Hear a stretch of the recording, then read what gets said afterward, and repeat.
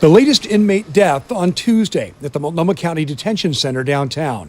The sheriff's office says 36-year-old Clemente Pineda was found unresponsive in his cell and, despite life-saving efforts, was pronounced dead.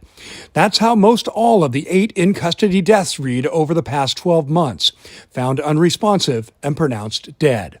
Sheriff Nicole Morrissey O'Donnell put out a statement last month saying her office takes the care of inmates seriously and that the deaths are traumatic and distressing to everyone, but adding that jails are a microcosm of society.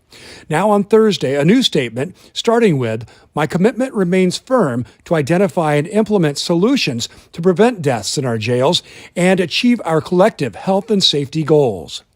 The county needs to act quickly, says Bobbin Singh, who leads Oregon Justice Resource Center.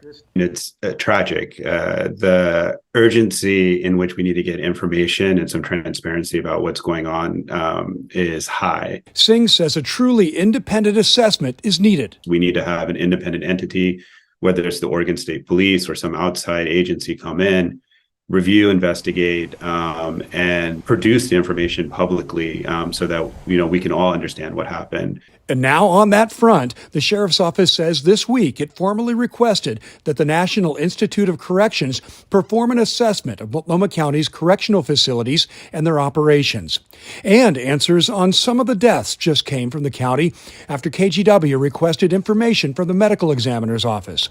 Going back to July 26th of 2022, 2 deaths were found to be of natural causes and 2 were suicides.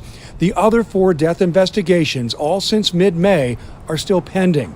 For 31-year-old George Allen Walker, 52-year-old Cassie Abram Harmon, 31-year-old Josiah G. Pierce, and 36-year-old Clemente Pineda. The sheriff stated Thursday that in these cases, toxicology results are still pending, but that early indications suggest some of the deaths may be drug-related. I think first and foremost, when individuals are in custodial settings like this, highly supervised settings, it should be extremely rare for individuals to be dying in custody. Tim Gordon, KGW News. Well, the sheriff laid out some short and long-term plans for preventing inmate deaths. They include increasing the search criteria for contraband and expanding Narcan availability at the jails.